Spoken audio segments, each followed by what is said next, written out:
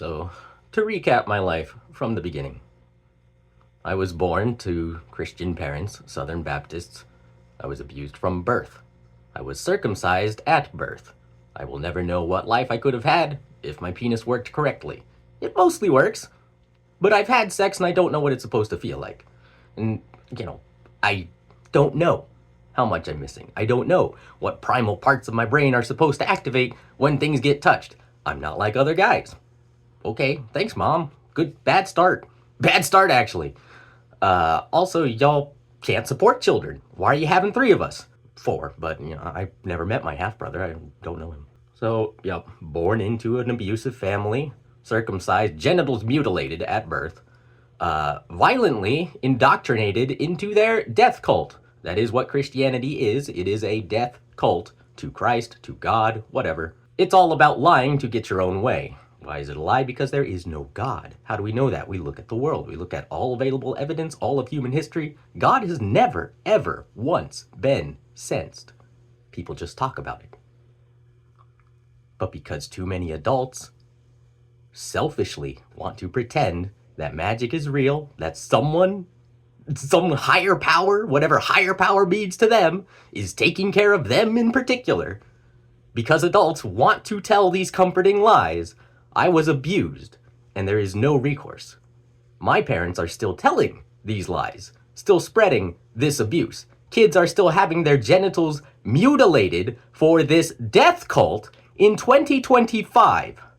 So, born into an abusive family, violently indoctrinated into their death cult, genitals mutilated, hit until I cried if I disagreed, if I didn't want to go to church, if I didn't repeat their violent lies, forced to go to camp, where I was lied to some more, told that my parents would be sad in heaven if I didn't accept Jesus and go to heaven with them.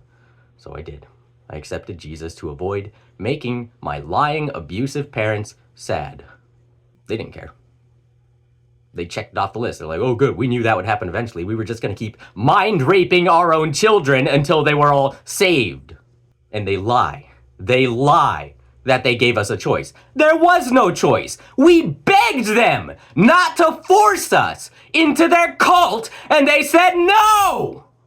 There was no choice! Why do they think that's okay? Who normalized this? Every adult who lies that God is real.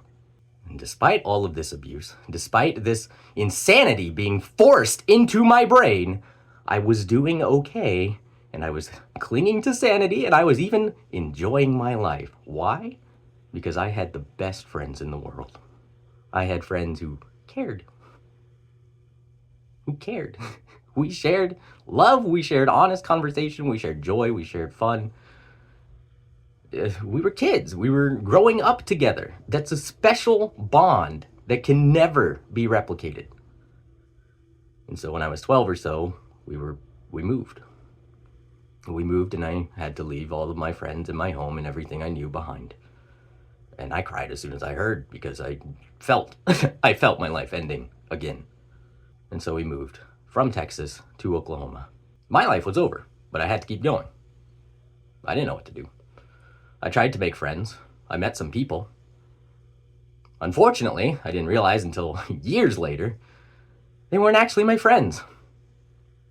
They saw me as just like some curiosity, like, oh, this weirdo came into our lives, let's see what we can get out of him. He does tricks. I thought I was building a friendship.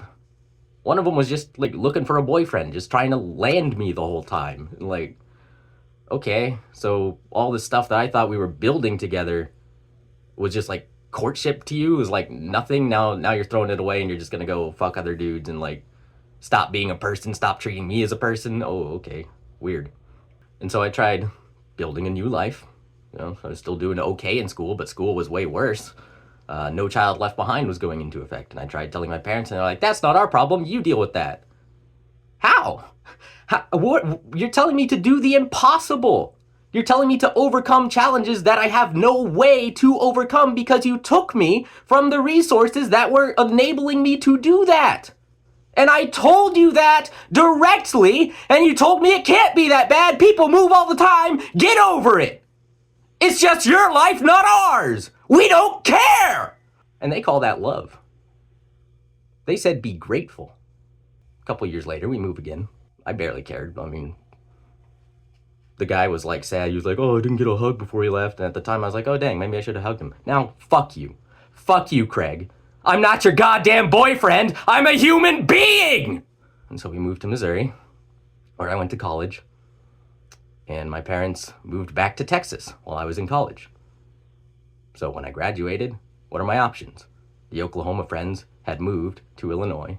So given the choice between moving closer to my abusive family or moving closer to who I thought were friends, I picked the friends. I moved in with them at Illinois, and I lived up to my promises. I paid the rent I promised to pay. I did the chores I promised to do. I paid the bills. And so what happens when things get flipped around and they move into my house? They don't pay the rent. They don't clean up after themselves. They make messes and they keep taking, and they pretend like nothing is wrong. Like I try to point out, hey guys, this isn't right, and they just like gloss over it. They want me to stop bringing it up because they lied and they can't, like they don't want to acknowledge it. They just want to keep taking. They wanted to take as much as they could because they did not see me as a person. They just saw me as like a resource, some free thing that had fallen into their laps. I guess I tried too hard to be their friends, and all they just took everything and gave nothing. Nothing at all. If they think they gave something, they're stupid. Their false equivalences held us all back. They made me stupider.